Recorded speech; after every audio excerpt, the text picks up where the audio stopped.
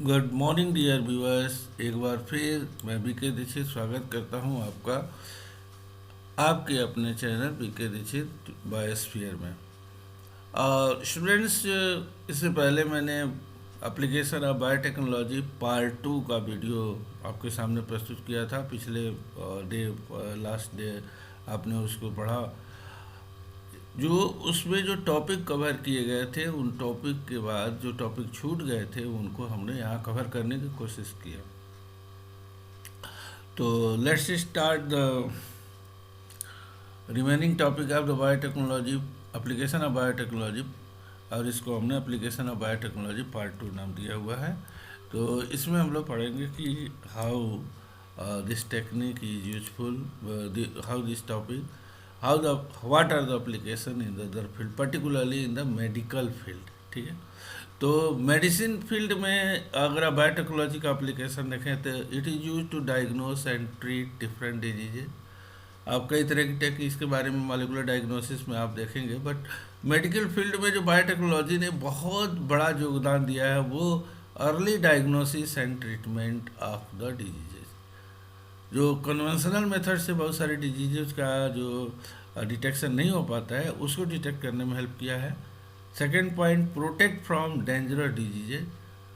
ऐसे dangerous diseases से protect करने के बहुत सारे आप उपाय देखेंगे, that was developed by the biotechnology. Next, gene therapy. Gene therapy में क्या होता है कि जो जेनेटिकल जो डिजीजेज होते हैं, जेनेटिकल जो डिसऑर्डर, हेरिडिटरी जो डिसऑर्डर्स होते हैं, they are diagnosed and cured by the biotechnological processes. Target action of drug, drug test में इसका बहुत बड़ा रोल होता है। Recombinant therapeutic do not induce unwanted immunological responses. अब यहाँ पे जो रिकॉम्बिनेंट थेराप्यूटिक्स जो मेडिसिन होती है, ये जो हमारी बॉडी के अंदर अनवांटेड इम्यूनोलॉजिकल रिस्पॉन्सेस होते हैं उसको इंड्यूस नहीं करती है। ये सबसे बड़ी बात है। और जो एलोपैथिक जो मेडिसिन है, केमिकल मेडिसिन है, वो क्या करती है, अनवांटेड इम्यूनोलॉजिकल रिस्पॉन्सेस को इंड्यूस करती हैं और इसके साइड इफ़ेक्ट देखने को मिलते हैं। लेकिन रिकॉम्बिनेंट डीएनए टेक्नोलॉजी से जो मेडिसिन डेवलप की गई हैं वो इस तरह का इफेक्ट, साइड इफेक्ट नहीं दिखाती है। एंड 30 रिकॉम्बिनेंट थेराप्यूटिक्स जो डेवलप की गई हैं, इसमें से फॉर द ह्यूमन यूज, इसमें से 12 of this marketed in India, इसमें से 12 की मार्केटिंग भारत में की जा रही है। इसका मतलब कि ये बहुत फास्ट ग्रोइंग ब्रांच है and near future you can see most of the recombinant therapeutics are used due to their less side effect. Next point देखें, जेनेटिकली इंजीनियर इशू। ये एक और इम्पोर्टेंट टॉपिक है जो आपसे 2 या 3 नंबर में पूछा जा सकता है। पहले मैंने 2 टॉपिक बताया था, बीटी कॉटन और पेस्ट रेजिस्टेंट प्लांट। ये एक और इम्पॉर्टेंट टॉपिक है जो आपके लिए बहुत इम्पोर्टेंट में अप्रूव होगा, 3 नंबर में पूछा जाता है अक्सर जो है। इसमें है कि जो यूनो की जो डायबिटीज़ है, डायबिटीज़ एक डिजीज है जो इंसुलिन हार्मोन के लेस सिक्रीशन या नो सिक्रीशन से प्रोड्यूस होता है। ठीक है। इंसुलिन हार्मोन की कमी बॉडी में कमी होती है, उसकी वजह से इसको हम लोग कॉमनली शुगर की डिजीज़ के नाम से जानते हैं। तो इसके लिए जो डायबिटिक पर्सन इससे पहले क्या यूज करते थे, जो स्लॉटर हाउस होते हैं वहाँ से जो कैटिल और पिग्स होते हैं, जो कैटिल और जो पिग्स होते हैं उनके जो है एक बार हाईलाइटर निकाल लें नहीं तो ये मिस हो जाएगा। देखिए, जो स्लॉटर हाउस से जो कैटिल और पिग्स होते हैं उनके पैंक्रियाज से ये इंसुलिन जो है ट्रेडिशनली इस इंसुलिन को ऑब्टेन किया जाता है। और इसमें एक्चुअली क्या होता है कि जो कैटल्स हो या पिग्स हो, चाहे जो अदर मैमल्स हो, मैमल्स के अंदर पर्टिकुलरली मैमल्स के अंदर जो insulin hormone it is synthesise in pro hormone form, यानी इनएक्टिव फार्म है। इनएक्टिव फार्म का मतलब ये है कि इसमें अगर हम अगर देखें किसका स्ट्रक्चर इंसुलिन का, तो ये यहाँ पे ए चेन होता है, इस तरह से ये एक बी होता है और ये इस तरीके का एक चेन होता है, 3 चेन होते हैं। ये चेन हो गया ए पॉलीपेप्टाइड, यहाँ से ए पॉलीपेप्टाइड, ये बी पॉलीपेप्टाइड और ये सी पेप्टाइड होता है। देखिए ये जो सबसे इम्पोर्टेंट चीज़ है कि ये जो सी पेप्टाइड होता है, यहाँ से जिसको हम कह सकते हैं कि ये सी पेप्टाइड्स है, ये सी पेप्टाइड है, ठीक है। तो ये ए पेप्टाइड, ठीक है, और यहाँ से ये बी पेप्टाइड, और यहाँ से आप ये देख सकते हो कि ये सी पेप्टाइड्स है। तो सी, दो पेप्टाइड्स होते हैं, ए बी और सी। तो जो सी पेप्टाइड्स है इट मेक्स देम इनएक्टिव, यानी प्रोटॉक्स जब ये नेचुरली सीक्रेट होगा तो इसके साथ सी पेप्टाइड्स जुड़े होंगे and this peptide makes them pro hormone, उस स्थिति में कहते हैं, ठीक है। और इसको अगर हमको मेच्योर हार्मोन में कन्वर्ट करना है तो इस सी पेप्टाइड को हमें रिमूव करना होगा, ठीक है। तो ये कुछ चीज़ें रही। एनिमल इंसुलिन जो है वो कुछ इम्यून रिस्क, हालांकि इसके साइड इफ़ेक्ट भी है, ये एलर्जी जो है क्या करता है, कॉज करता है, and so it is not effective, they are not advisable to give the person. अगर किसी को इंसुलिन हार्मोन देने से एलर्जी हो रही है तो उसको देने से क्या फ़ायदा है। और ये जनरली देखा जाता है कि जो एनिमल इंसुलिन है, यानी जो insulin slaughter cattle by slaughter house से कैटिल और पिग्स के पेंक्रियास से जो निकाली जाती है, तो उनको जो है उनको उनसे जो है इस तरीके का प्रॉब्लम देखने को मिलता है, ठीक है। तो अब इसके में हम अब देखेंगे, कलर चेंज कर देते हैं थोड़ा। हाँ, इसके लिए जो है बायोटेक्नोलॉजी का क्या रोल है। तो बायोटेक्नोलॉजिकली आर्टिफिशियल इंसुलिन की सिंथेसिस पे जोर दिया गया and it was first of all done by the American company जो इली लिली है 1983 में। It was conducted by American multinational company इली लिली। उसने जो है सिंथेसाइज किया आर्टिफिशियल इंसुलिन। और कैसे सिंथेसाइज किया, इसके लिए उन्होंने जो आप देख रहे हो कि जो इंसुलिन के अंदर जो दो पॉलीपेप्टाइड चेन्स होती है, polypeptide chain A and polypeptide chain B, इनको उन्होंने आर्टिफिशियली सिंथेसाइज किया। एंड सिंथेसाइज करने के बाद से इनके बीच में जो एक डाई सल्फाइड बॉन्ड होता है, इसको हम कह सकते हैं डाई सल्फाइड बॉन्ड जो होता है, इसको डेवलप किया। यानी दो चेन डेवलप की, एक चेन जो है यू कैन सी हियर कि एक चेन जो उन्होंने ये ए और बी चेन डेवलप की, उनके बीच में डाई सल्फाइड बॉन्ड से इसको जोड़ दिया। इस तरीके से मैच्योर इंसुलिन फार्म हो गया। तो ये it was done by an American company इली लिली, ठीक है। तो इसके बाद से अगर हम देखें, जैसे यहाँ पर डायग्रामेटिकली इस चीज़ को दिखाया गया है कि ये बी चेन है and this one is a chain. अब देखो ग्रीन कलर से बी चेन को और ए चेन को पहले एक चेन सिंथेसाइज की गई, फिर इसकी क्लोनिंग कराई गई। क्लोनिंग करा करके इसकी बहुत सारी कॉपी बनाई गई, जैसे ये ग्रीन है और ये रेड। ये रेड वाला क्या है, ए है, और ये जो ग्रीन वाला है वो क्या है, बी है, ठीक है। ये ए चेन और बी चेन है। ये देखिए ये ए चेन है और यहाँ पर ये बी चेन है। तो इनकी क्लोनिंग करा के हज़ारों की कॉपी में इसको ऑब्टेन किया गया। और फिर जो है इन दोनों के बीच देखिए ये रेड चेन जो ए है और ये येलो ग्रीन चेन जो बी है, बी मतलब पॉलीपेप्टाइड बी, ठीक है। पॉलीपेप्टाइड बी के द्वारा जो अब दोनों के बीच में सल्फाइड बॉन्ड डेवलप किया गया। तो इस तरीके से ये मैच्योर इंसुलिन तैयार हो गया। अगर हम देखें तो वो था synthesis of artificial insulin. Now gene therapy. Gene therapy क्या होता है, थेरेपी मतलब होता है ट्रीटमेंट। और जीन, अब जीन में क्या होता है, जैसे मान लीजिए कि ये जीन है और इसके अंदर कोई जीन है जो एबनॉर्मल एक्टिविटी शो कर रहा है। इसमें कोई जीन है, एक पार्ट है उसमें ये एबनॉर्मल एक्टिविटी शो कर रहा है, ठीक है। तो क्या करते हैं, अब इसको या तो रेक्टिफाई कर दिया जाए या तो इसको कट करके बाहर निकाल दिया जाए, इसकी जगह पर करेक्टेड जीन रिप्लेस किया जाए। तो जीन को या तो कट डिलीट या ऐड करके जब हम जीन को रेक्टिफाई करते हैं, करेक्ट करते हैं, तो इसी को हम लोग कहते हैं जीन थेरेपी। यानी जीन का अगर सही हो गया, if we rectify the gene, if gene is able to do the normal function, तो वो डिजीज भी ऑटोमेटिकली ख़त्म हो जाएगी। तो जीन थेरेपी का डेफिनेशन क्या होगा, a collection of methods use to correct और ट्रीट हेरिडिटरी डिजीज। यानी जीन को डिलीट या ऐड करके उसको करेक्ट किया जाता है और इस तरीके से हेरिडिटरी डिजीज को क्या किया जाता है, सही किया जाता है, उसको ट्रीट किया जाता है, ठीक है ना।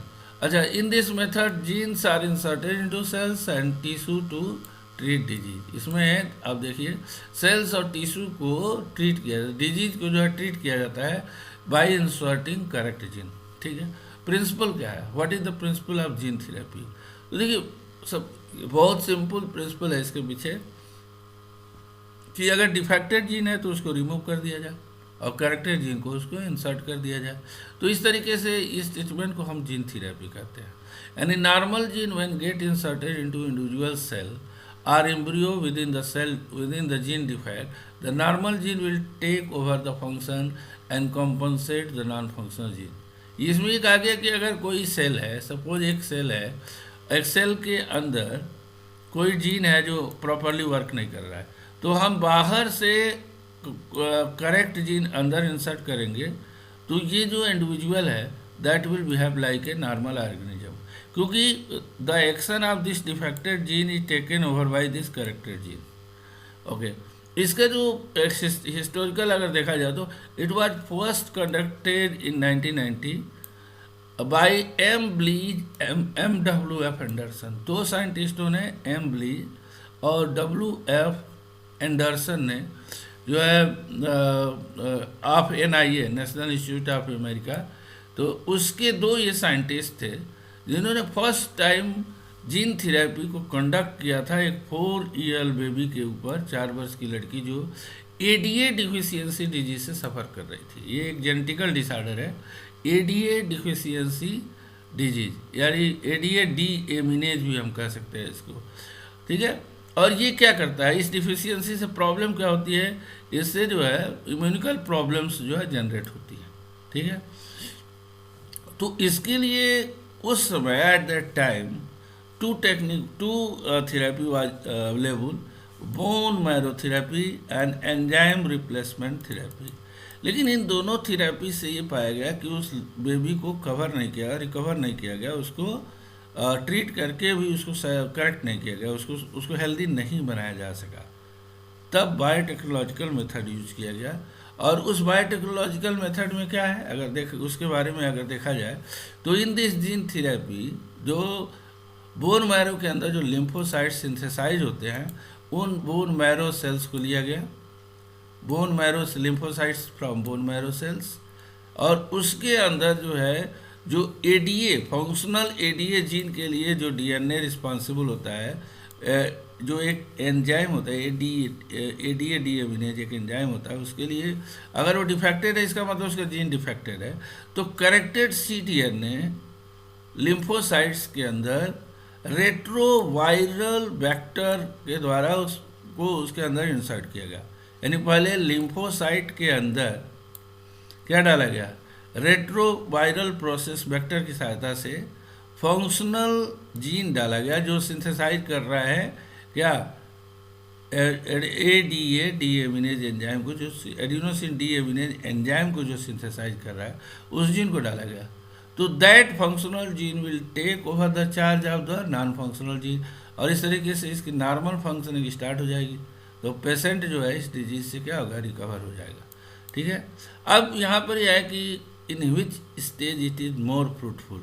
तो देखिए अगर हम ये देखें कि इस तरीके का जो लिम्फोसाइट्स है इनको हम एक नियमित अंतराल पर वी हैव टू ट्रांसफ्यूज, मतलब पेशेंट के अंदर इंसर्ट करना होगा एडल्ट में।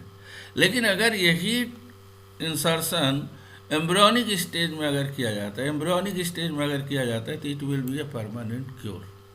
यानी बड़े में आपको कई बार इसको ट्रांसफ्यूजन कराना पड़ेगा in adult, but in childhood यानी एम्ब्रियोनिक स्टेज में अगर इसी मतलब लिम्फोसाइट के अंदर फंक्शनल जीन डाल दिया जाए, दैट जो एडिनोसिन डीएमिनेज एंजाइम बनाता है, तो ये जो पर्सन होगा या बेबी होगी that will be fully recovered from this disease. तो this is called gene therapy. ठीक है, ओके। अगर नेक्स्ट देखा जाए, नेक्स्ट यहाँ पर ये चीज़ें उसी चीज़ को डायग्राम के द्वारा शो किया गया। ये ह्यूमन बींग्स के अंदर से ये क्या लिया गया, cells harvested from patient lymphocyte cells को इसको क्या किया गया, लिया गया, और इसके अंदर ये जो ADA आप यू कैन से ADA यानी adenosine deaminase, the gene responsible for the synthesis of adenosine deaminase inserted into the lymphocytes and then it is transfused with the cells, blood cells of the human and inserted into the body. तो इसके बारे में एक बार और अगर मैं बता दूं कि if this insertion is done at the embryonic state, then it will be a complete cure, permanent cure. Next देखा जाए तो अब आ गया मॉलिकुलर डायग्नोसिस। देखिए अभी हम लोग देखते हैं अगर किसी हॉस्पिटल में जाते हैं तो टेस्ट के लिए जो है कुछ इमेजिंग टेक्निक होती है, जैसे एक्सरे है, एमआरआई है, इस तरह के टेस्ट होते हैं। और कुछ टेस्ट ऐसे होते हैं कि आपकी बॉडी से ब्लड या सीरम या यूरिन ये सब लेके आपको टेस्ट करके, कभी सोचा है कि ये टेस्ट क्यों किए जाते हैं? इस टेस्ट से हमारी बॉडी की फंक्शनिंग को पता लगाया जाता है, कहीं कोई डिफेक्ट है तो वो चीज़ें हमें ट्रेस आउट हो जाती है। लेकिन कभी कभी कैसा होता है क्या है कि जैसे अर्ली स्टेज में अगर डायग्नोसिस किसी को HIV है, HIV पॉजिटिव है, तो अर्ली स्टेज में डिटेक्शन थोड़ा सा दिक्कत हो जाती है। ऐसे बहुत सारे वायरल डिजीजेज हैं कि अर्ली स्टेज, इन्फेक्शन के अर्ली स्टेज में पैथोजन की मात्रा इतनी कम होती है कि उनको डिटेक्ट करना मुश्किल हो जाता है। तो उसमें उनकी पैथोजन की मात्रा को डिटेक्ट करने के लिए फिर मॉलिक्यूलर डायग्नोसिस जो है की जाती है, यानी उनके द्वारा बनाए गए जो केमिकल्स होते हैं उनको ट्रेस अमाउंट मात्रा को भी फाइंड आउट किया जाता है और तब कंफर्म किया जाता है कि इसके अंदर कौन सी डिजीज है या क्या प्रॉब्लम है। ठीक है, तो इसमें 3 टेक्निक बहुत इंपॉर्टेंट है। एक टेक्निक है PCR। PCR का मतलब होता है, PCR मतलब ये होता है कि पॉलीमरेज चेन रिएक्शन। और पॉलीमरेज चेन रिएक्शन में क्या होगा, इसमें जो DNA की मात्रा अगर कम है, if the amount of DNA is less, then its amount should be will be amplified.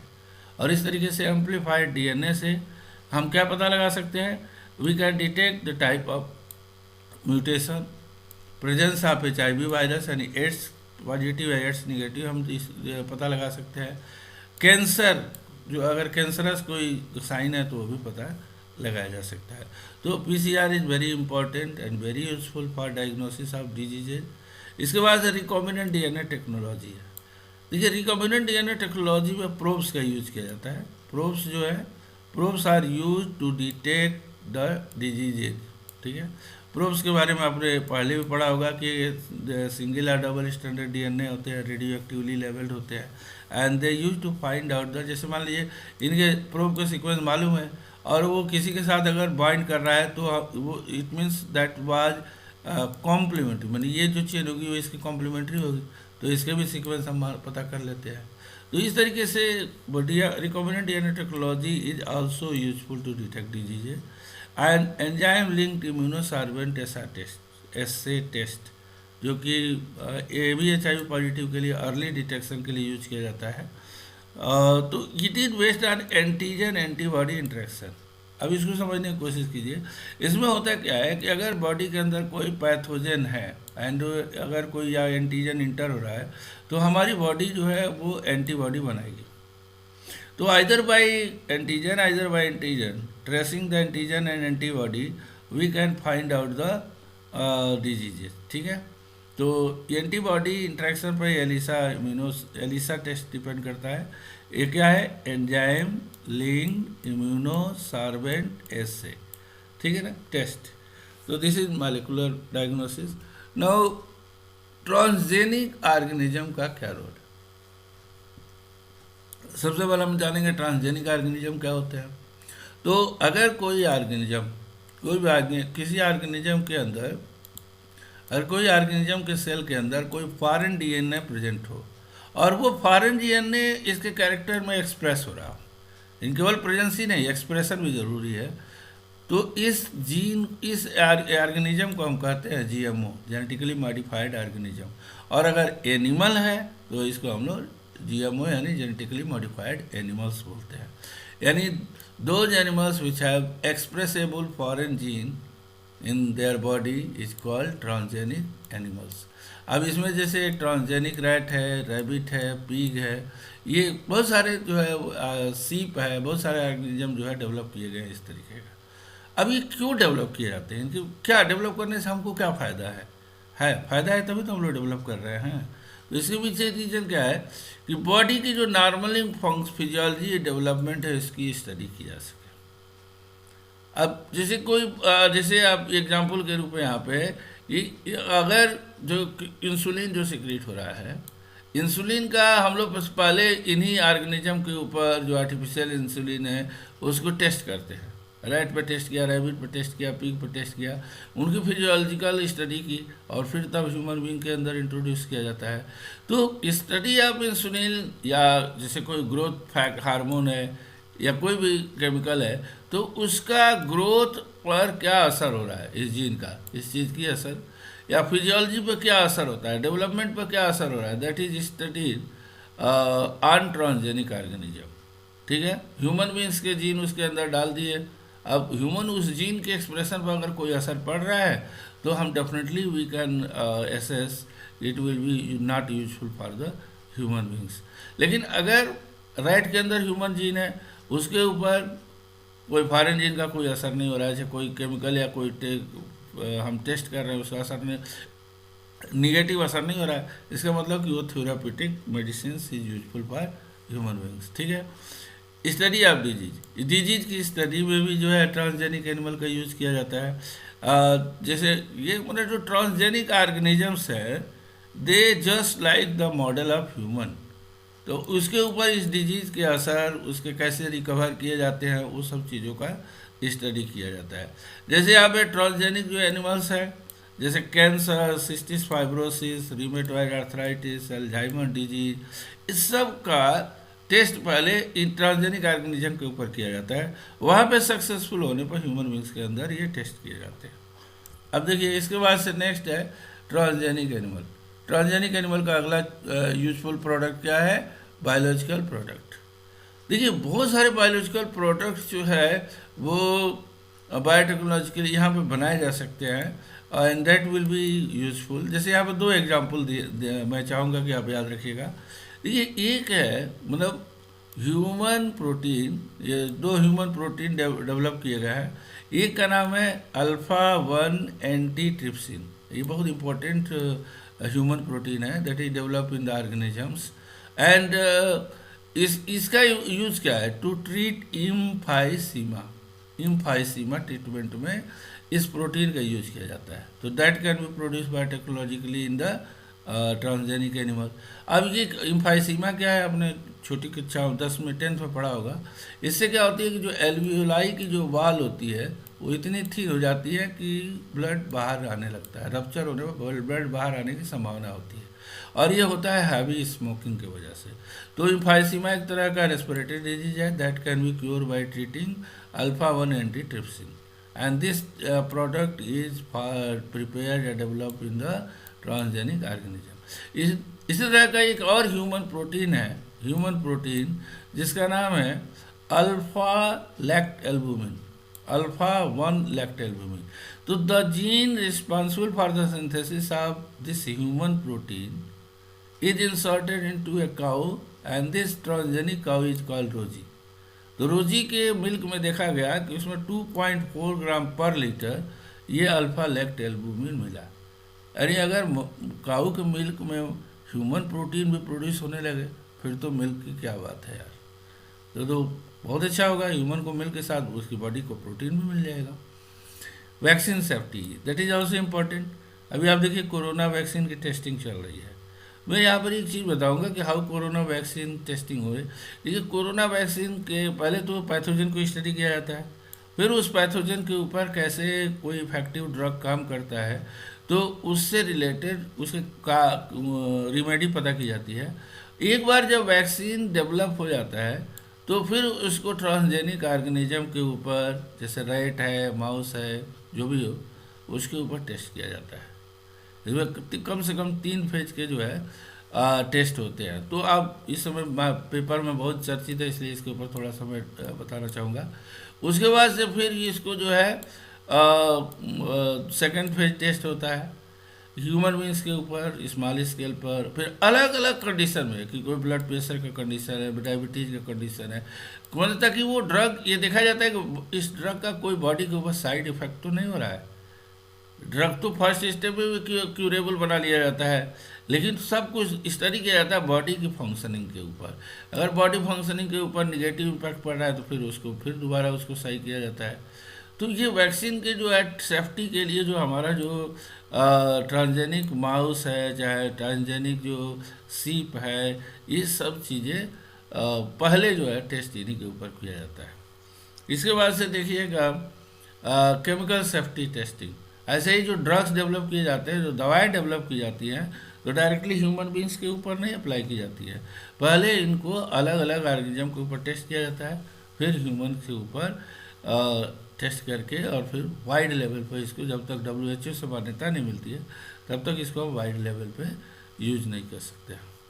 अब इसमें कुछ और टर्म है बहुत इंपॉर्टेंट है, जैसे बायोपायरेसी।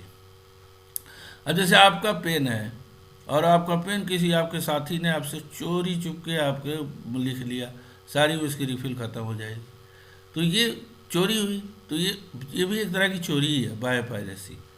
मतलब किसी दूसरे के संसाधन का उसके बिना परमिशन के यूज कर लेना। ये तो बायो मतलब आप ऑर्गेनिज्म की बात आ गई, लिविंग ऑर्गेनिज्म की, जैसे वीडियो पायरेसी आप सुने होंगे। उसी तरह से ये बायोलॉजिकल वर्ल्ड में, यानी लिविंग ऑर्गेनिज्म के पायरेसी में क्या होता है कि जैसे कि unauthorise use of indigenous biological resource. अब इंडिया के रिसोर्स का अमेरिका बिना इंडिया के परमिशन का यूज करना शुरू कर दे, तो उसको हम बायोपायरेसी कहते हैं। Every country has its own right on its their resources. तो उस रिसोर्सेज का यूज कोई दूसरा देश उसकी परमिशन के बगैर नहीं कर सकता है। अगर करता है तो इसको हम लोग कहते हैं बायोपायरेसी। अच्छा, हर व्यक्ति को या हर देश को अपने रिसोर्सेज को सेफ रखने के लिए एक bio patent law, Indian bio patent law या वर्ल्ड लेवल के बायो पेटेंट लॉ ने एक अधिकार दे रखा है। जैसे कि अगर आपका ये पेन है, आप भी यूज कर सकते हो, तो उसको वो अधिकार, एक तरह का अधिकार जो दिया जाता है, उसको हम कहते हैं बायो पेटेंट। यानी ये patent is granted by the government to the inventor for biological entities and processes and product. अब आपने मान लीजिए कि कोरोना वैक्सीन को बना लिया, जो देश कोरोना वैक्सीन को बना लिया वो उसका पेटेंट कराएगा कि भाई उसके प्रोसेस तो ओपन करना पड़ेगा उसको। पता चला और देश उसी प्रोसेस से वैक्सीन बनाना शुरू कर दिया, तो उसने कुछ खर्च नहीं किया, और जो वैक्सीन बना रहा है उसने अपना समय दिया, पैसा दिया, मेहनत किया, उसे डेवलप किया, तो उसको तो कोई फ़ायदा नहीं होगा। तो इसीलिए ये रूल बनाया गया कि जो कोई बायोलॉजिकल एंटिटी है या प्रोसेस है या प्रोडक्ट है, अगर कोई फर्स्ट टाइम डेवलप कर रहा है, तो जो डेवलप कर रहा है उसके प्रोसेस को कोई दूसरी कॉपी नहीं कर सकता है। ठीक है ना। ये उस लॉ के लिए, उस लॉ को हम लोग बायो पेटेंट कहते हैं। मतलब ये एक तरह का एक अधिकार है। और ये तीसरा एक और इम्पॉर्टेंट है, ये भी एग्ज़ाम में पूछा जाता है, वो है GEAC, यानी genetically engineered approval committee. Genetically engineered approval committee. तो इस कमेटी का क्या काम है? पहले तो इसका फुल फॉर्म आप जानिए, क्योंकि फुल फॉर्म भी पूछ दिया जाता है। अब इसमें क्या है कि इंडियन जो बॉर्डर्स है, जो चाहे वो लैंड से आ रहा हो, चाहे एयर से आ रहा हो, चाहे वाटर से आ रहा हो, तो कोई अगर बायोलॉजिकल प्रोडक्ट वो इंडिया के अंदर इंट्रोड्यूस कर रहा है, तो उसको इस कमेटी का अप्रूवल लेना होगा, GEAC की। और GEAC अगर ये पाता है कि जो बायोलॉजिकल आइडेंटिटी बॉडी इंडिया के अंदर इंटर हो रही है, यानी कोई GM क्रॉप इंडिया के अंदर मतलब इंट्रोड्यूस हो रही है, तो उससे हार्म नहीं है। यानी आप यहाँ पर देख सकते हो, it is an organisation form by government of India to decide the validity. ये क्या करता है? Validity and safety of GM organisms for public की सेफ्टी के लिए। मतलब ये जो GM क्रॉप है वो पब्लिक सेफ्टी के मानक के ऊपर खरा उतर रहा है, तभी वो अलाउ करते हैं। तो this is all about the second part of the biological application of biotechnological application. आप होप यू विल एंजॉय, आपको अच्छा लगा होगा, और जैसा भी लगा हो कमेंट करके ज़रूर बताइएगा। और अगर आप हमारे चैनल को सब्सक्राइब नहीं किया तो प्लीज़ सब्सक्राइब कर लीजिए, ताकि आपको हमारे वीडियो समय समय पर मिलते रहे। और अगर आपको अच्छा नहीं लगता है तो आपकी मर्जी, I will not force you. Thank you.